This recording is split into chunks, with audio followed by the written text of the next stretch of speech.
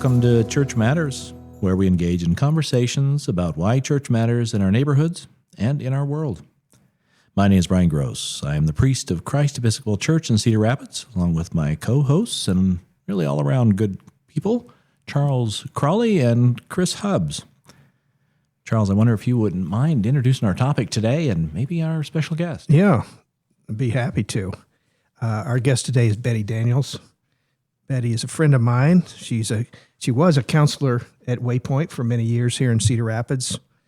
And right now, I guess your best title is historian for the Academy of Scholastic and Personal Success, yes, which is also headquartered here in Cedar Rapids. And you also help with Critical Conversations, which is a discussion that's been going since COVID, really, hasn't it? Yes, it has. Yeah. For 6 years. I think that's the first time I saw you. Was on a screen during COVID. I wonder if you could just really briefly share with us a little bit of your story and how you find yourself now in Cedar Rapids doing this kind of work and that you're so passionate about. Well, I'm a native of Cedar Rapids, Well, Iowa. that part's easy then.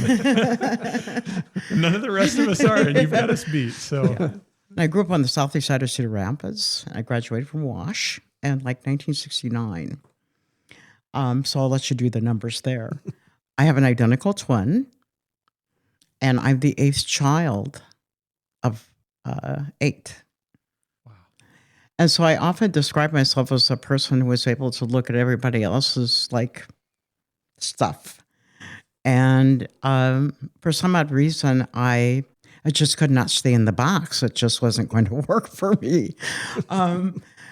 Then I moved to Northern California. I was married when I moved to Northern California. I learned a lot in California as well because it is like a country of its own. It has different ideas, looks, thoughts, freedoms, challenges as well. My parents grew up in the Jim Crow South. They grew up in Indianola, Mississippi, which is a part of the Delta. One finished the 6th grade. He was a functional illiterate. All I could do was sign his name.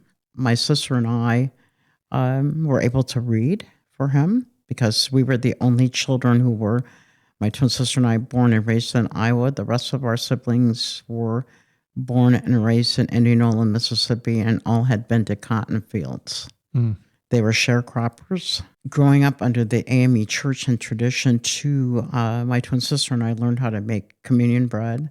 We also would help our mother because she was a stewardess in the church. And neither one of them could help us with reading and writing and mathematics and literature and those types of things. But from the love they created in the house and the church, also helping in that foundation, my sister and I were able to really excel. We are musicians and writers and artists, and we were 60s kids. So we're talking about Kent State, and we're talking about the Vietnam War, and we're talking about civil rights, we're talking about Black Power movement, Black Panthers, and this continued just hatred. And watching on TV dogs being sicked upon people. And I remember crying, and, I just couldn't get it sorted out of my brain, I just couldn't. Why would we do this to one another? One has to be a willing student to participate in life. And even if you're setting foot outside of who you are, you might be pleasantly surprised that you're going to go wow, there's not that much difference between you and I. So again, I describe myself as I know I've been here some place before. I didn't learn my lesson the first time round, but I think this time round I do understand my lesson and my assignment. I've always been a kind-hearted person. I cried a lot when I was a kid because I wanted to know why people would harm one another. The first harm that was given to me was by my glasses. I wore glasses when I was in 5th grade. And it's just this is so mean. Mm-hmm. And after working with the homeless population and truly been among those who have been disenfranchised, and you ask yourself why. We warred a lot. Have we gained anything from the war? Probably not, other than souls who now are really angry, or those who have addictions, and those who the promise of we'll take care of you, but it has not occurred. So it's just, I feel so compassionate about all of it because I would not want anyone to do harm to me or my children. Why should I do harm to other people and their children? So anyway, our topic today is Black spirituality and Black theology. And Betty has a deep background in this. I know that it was probably about a year ago that you were here at our church and you spoke about the impact of the founder of the Black theology movement, James Cone, on your thinking. And so I'm just curious, Cone being a theologian that was, active from the 60s all the way up until he died just in 2018 or something like that. What are your thoughts now about Black theology and what's happening since that period? Yeah, I think with James Cone, if you take in where he's raised, and he has a direct lineage to those who have been enslaved. And at some point, I see a contradiction that he sees in the theology. And so at the same time, too, you have some things within the Southern Christian Leadership Organization, Stokely Carmichael, Kwame Ture, he would take that name later on in his life. And so we're talking about self-determination and how that's identified. And so I see James Cone as a person who brings me in out of my unconsciousness, let's say, as well as he sees that along the way in his journey in theology, that there is definitely a contradiction, and that religion has also been used as a tool to weaponize against others. And so he gives us pause for that, because he also mentions the journey of Jesus Christ and Pontius Pilate. And he thinks that out in different terms because he also is speaking from a group of individuals who he felt were oppressed, which is why he comes to write the book, God of the Oppressed. And if Jesus Christ is the man that you say that he is, that walked among those who were downtrodden, or, in new terms, marginalized as well, that he takes that to heart, and he now wants to address that. Yeah, it would have been easy for Black people during slavery to reject Christianity, but yet they didn't. And James Cone really took that and made it into a way of thinking for people to get out of being oppressed. Yeah, there were questions about, if I am free in Jesus Christ, then why am I still enslaved? And we've got Jim Crow, Jim or Jane Crow, as they would say it, and other forms of segregation. And then there's a commentary that you are free in spirit, but we still must abide by the laws. And it kept Black people in their place. Okay? So it was separating the story about this man who walked among those who not only gave them bread to eat, but bread for thought as well. And he brings into question, am I here just to give food, in modern day terms? What about the social justice piece? And you felt that Jesus had. That was who he was, that he was that person who truly believed in social justice besides giving. Yeah, and we're coming up on the Martin Luther King Jr. holiday. Yeah. And I think about Martin Luther King a lot because James Cone really built on a movement that King had started and others.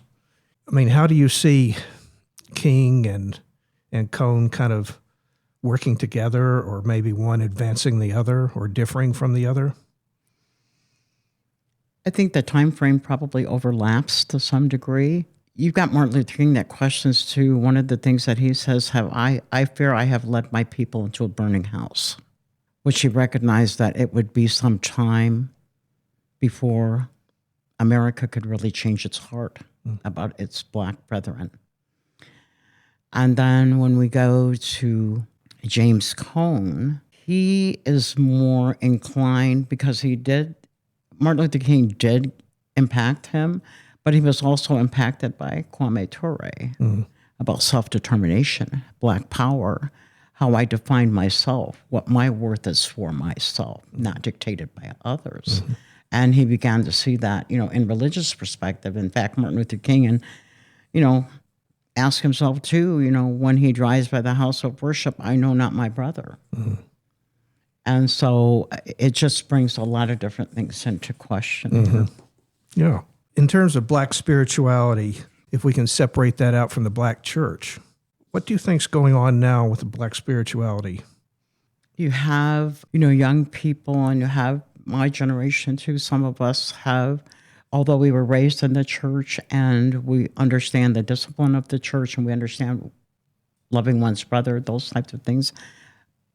And the spirituality as well is that there are some of us who are not inclined to think that there's this person up in the heavens. The Spirit resides inside of who we are as individuals, that we are to cause no harm. That is the basic premise of all religions in the world. That love is to be that potion of us to acknowledge our human suffering. So spirituality is different in the sense that it's not looking at an organized group of individuals. It's looking at just common sense type of things to really respect one another, to love one another, to honor that which in us lies. But we can't honor it if we want to think of things in terms of being so polyistic. This is a heaven for these people, and this is a heaven for these folks, and this is a heaven for them. We have allowed ourselves to be compartmentalized in our thinking about the Spirit, and we've not celebrated just the fact that we wake up in the morning and to be in good spirit of just even having that come for us. Yeah. Well, to bring us up to the current period, what we're really facing, there is a strong effort to defund and demean the diversity, equity, and inclusion movement. And it's a big threat. I know maybe you might want to talk a little bit about the Academy of Scholastic and Personal Success and how they're facing with defunding. Does that seem like the new face of racism? Maybe I could put it that way. How are you seeing that? Well, I would probably say that, diversity, equity, and inclusion, if we look at nature, there's diversity. There's equity to the degree that an animal doesn't necessarily kill out of sport or power. It's a need of food. And the diversity in plants that exists and everything that exists on the face of this earth, diversity, equity, inclusion, it's here. And how that's dispersed in that kingdom is, again, more of a natural survival instinct. When you get to diversity and inclusion in human beings, what happens is you have old things that have not been resolved or acknowledged that should have been. And this layer and layer of a poor narrative, a bad narrative, an untruth that brings us to great fear of one another, because it's like, who is God really made worthy that he would define one race to have control over everything? And that's a legitimate question. The world is not meant to be just one thing. And if we don't look at the evolution of things that nature gives us alone, knowing that we are also included in that nature, it becomes very complicated. In reference to the Academy, it is necessary. When you go back and you look at the current thought process of those who know nothing about who we are as African Americans, who question us about what we know, what we've experienced, becomes very complicated, not necessarily for us, but for the other person, because most African Americans understand historically the pecking order of things since the beginning and as we move forward as individuals. So with the Academy, it's necessary to give people information so that they can give thought, to think outside of what they've been programmed to believe. There's plenty of receipts out there to identify those types of things. And it's not really blaming people. It's really having to acknowledge how inhumane we've been with one another. At some point, we as African Americans too have participated because we were part of a system that structure was set up about class, about race, about all sorts of notions that just haven't served us well. With the Academy, too, it helps young African Americans who are not receiving a full education about our participation in the building of this country, as well as our impact across the world from ancient times to moving forward to today. So maybe just for the benefit of our listeners, you could talk a little bit about the Academy and what that is. So the Academy was founded by Dr. Ruth White, and she found the need to have African American studies be taught through an academy system to really help students see who they are, who they've been, and descendants of, as well as to really give thought. Critical thinking is a part of that process as well, is to really know who you are, because you can't know where you're going if you don't know who you are. So she felt that need. And as she moved forward to these students that became a part of the Academy, they also were willing, eager to learn, understand differently.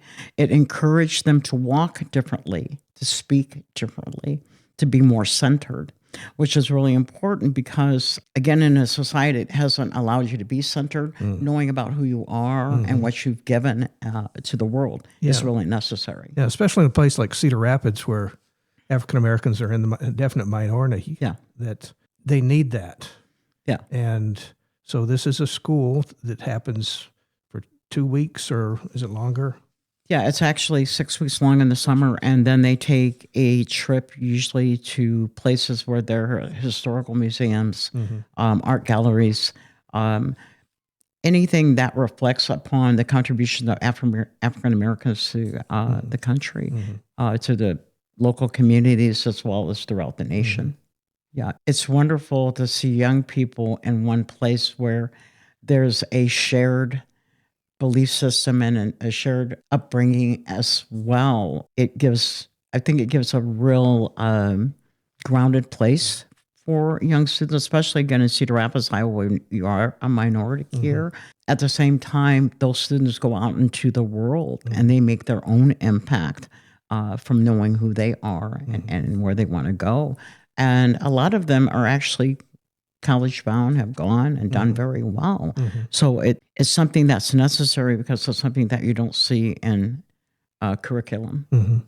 Well, and just to build on critical conversations now, because, I always thought, boy, wouldn't it be great to have something like the Academy for Adults? And then along comes critical conversations, and it came at a good time, which was the COVID period when a lot of us couldn't get out, but we could meet on Zoom. And so you started critical conversations, and that allowed adults to hear about some of these things and talk about some of these issues that younger people had been able to, but we hadn't. And so how has that gone? I would say really well. I actually am learning and relearning and unlearning through critical conversations. I'm challenged. I like to do the research, which is wonderful. I think it's going well because I think, the younger generation looks at all of us like baby boomers, and we have all these names that are assigned to each generation. And oftentimes they don't feel that we're listening or we're hearing them. And I think critical conversations brings to adults these things that we need to really understand, but we have to also take a look at history that has never been covered by a certain generation as well. And to really challenge ourselves to think differently, and then turn around and look at our young people and say, what is it we need to talk about? And it allows us to, communicate with our youth, with our children, to answer questions that are quite challenging for all of us, even as adults. I think of a term like, I know not my brother. And so critical conversations is that place where you can have these conversations with one another as adults from generations that have been programmed to believe one thing or another about people. But I think critical conversations is going well. We've not had any real negative type of responses when we do the surveys. We've all had positive. People have acknowledged, I didn't know that. I wasn't aware. We cover past history. We cover Black joy, how that translates differently for us as African Americans. Even with the blues, there is joy in the blues. And you draw on your background as a musician there, Absolutely, don't you? as a musician. Yeah. And as an artist as well, there's just so much to know. Liberation back to Cone again. This is liberation for us, this expression of who we are, to really challenge ourselves and others that we need to communicate just a little bit differently with one another. Yeah. So the critical conversations happens monthly? Monthly on the fourth Tuesday of every month. And we send out resource lists of the things we'd like you to review ahead of time before you come to critical conversations. And then we have suggested, books you might want to read or film you might want to take a look at to really give you just a different point of view. You're in your private home and now you're going to look at something without others distracting you and then be able to sit down and the information that we give you. I write most of the narratives, if not all of the narratives for critical conversations. I write questions as well to really try to think more objectively. What are your thoughts about, certain topics? We've done literature as well. We've covered the Harlem Renaissance. We've covered some of the Black Power movement, covered some of the policing and surveillance of African Americans as well, because we need to understand it through a different set of lenses. And there's lots of information out there that one can take a look at. And so we give you that tool so you can go and search for yourself. Now, and I know it's still online, but you can attend in person. And you've been meeting at St. Paul's United Methodist Church here in Cedar Rapids. Yes, they have agreed to hold it there because the office where the academy and the academy now has an office for its first time in its career. But it's to really have a bigger environment for more people to really attend. It's really, reaching across the aisle in earnest. I come to you in love and peace and joy. And even in my understanding of what has occurred inside of my group of individuals by a system, a structure set up based on economy, if I can come to the table, we almost come to the table, And I go back to James Cone, God of the Oppressed. So his is about, I guess he was really controversial when he said that God is black, but he's also talking about people who have been marginalized. And it takes him a little while to expand that out to consideration of outside the patriarchal system. So how do you come up with your topics? I know you've often talked about you go down the rabbit hole, and you like to do research. I know that. And how do you hit upon your topics that way?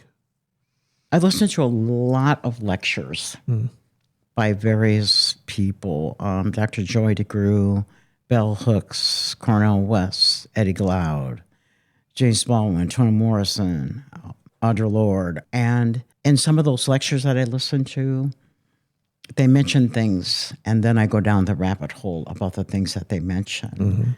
And then we assign what we're going to talk about. So I thought about, what is that I need to unlearn?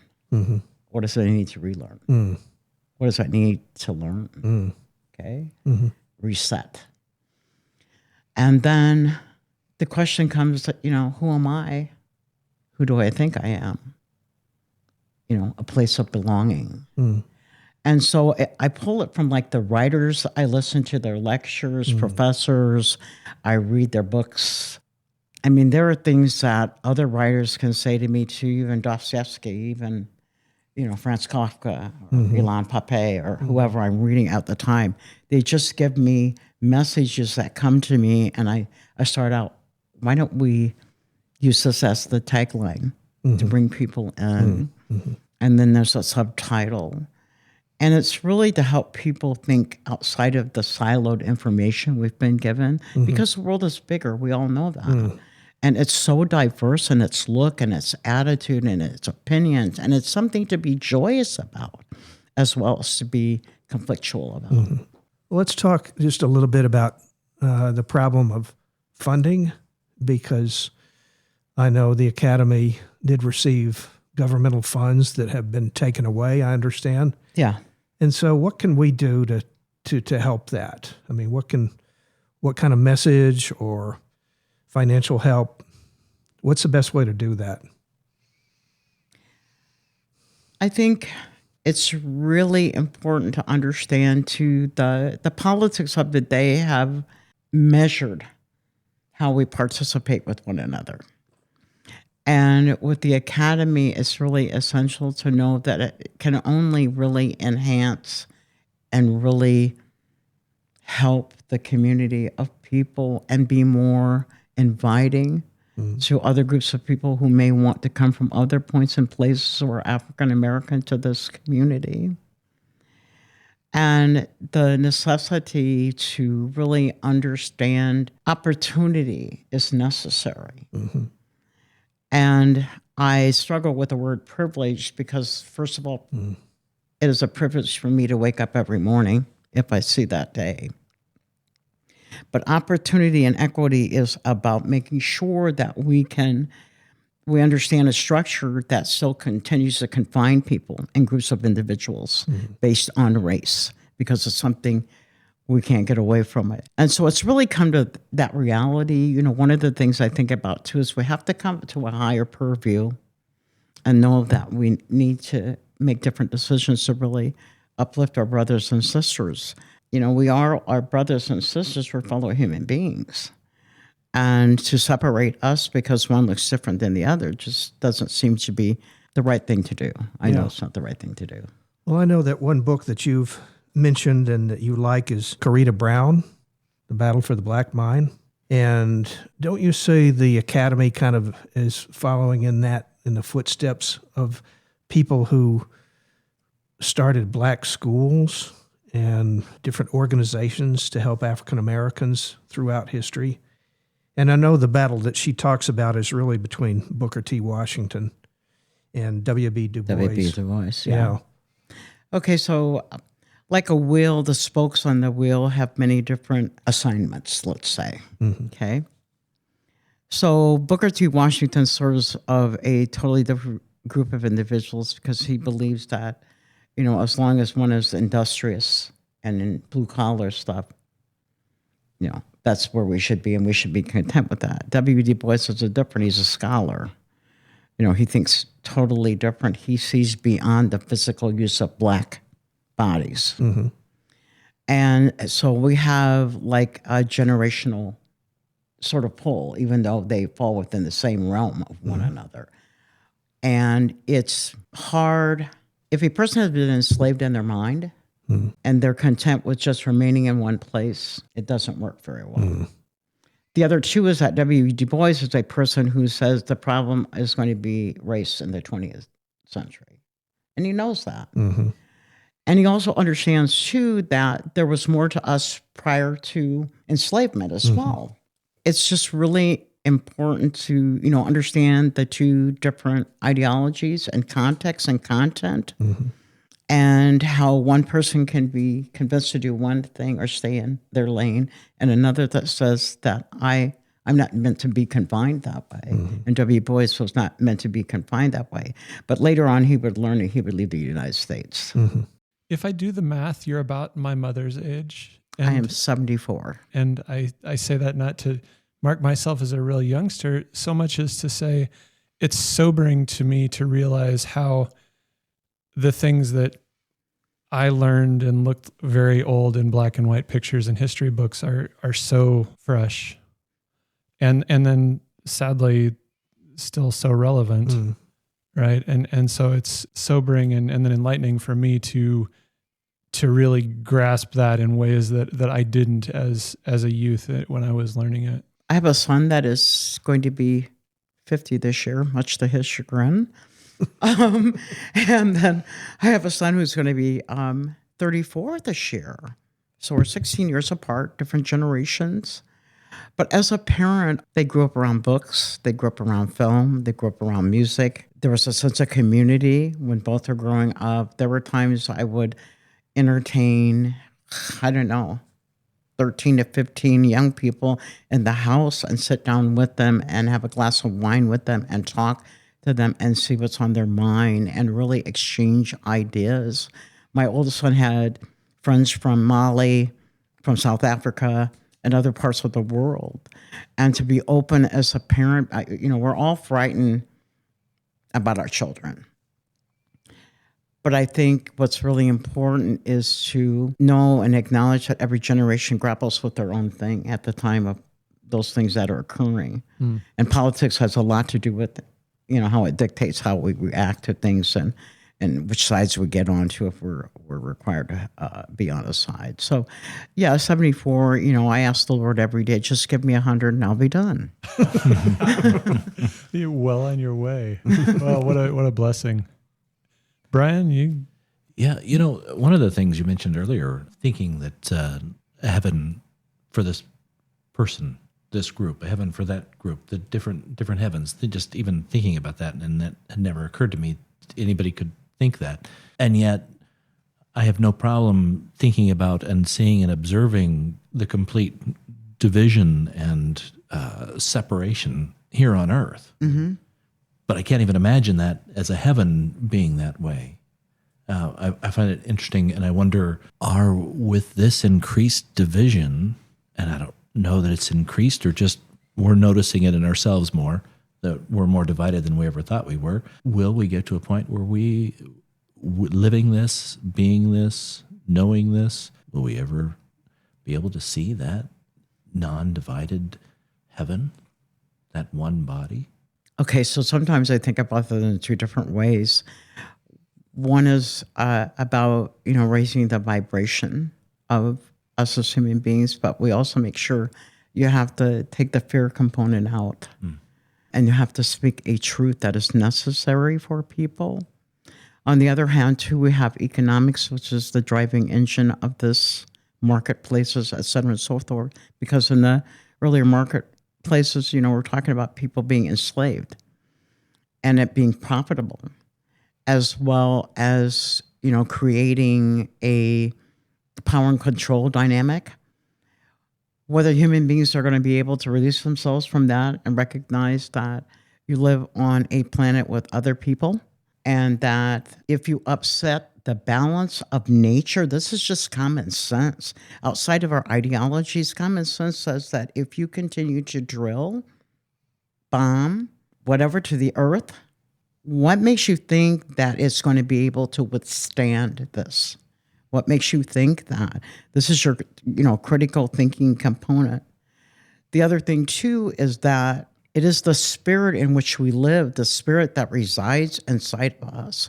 Because we are human beings that want to touch, smell, feel, and I've got to have I have to have a concrete idea of what God looks like, et cetera, and so forth, and how value is assigned. It just doesn't make a whole lot of sense. I think we will eventually we'll need to come to terms with it just for our children's sake, not only for our sake, but our children's sake and those who will move forward, because life is worth living. But how we allow people to assign that value is probably going to be the destructive force. But I think if you raise the vibration of light and you just are honest and you stand centered in who you are, fear not, for I am with you always. And the spirit of that, not necessarily creating an individual. It's in the spirit of those words. And I think that's what Cohn was trying to say, the spirit of those words. Will we fulfill that obligation to one another and not allow money to become the factor of who is worthy and who is not worthy, who dictates what God or who God is? It is in the spirit of the words that have been written, have been translated many a time through many civilizations, and what is reasonable for me to believe. this has been great. And I appreciate you being here, Betty. It's been enlightening always. And hopefully we have more opportunities to get together and have more discussions. Certainly wanted to look into the things we've already talked about that you're leading and working on now. So I appreciate you being here. I think we all appreciate you being here. Thank you for having me. Yeah, sure. Our pleasure. Yeah, and I appreciate everybody listening today, and we welcome you back again next time.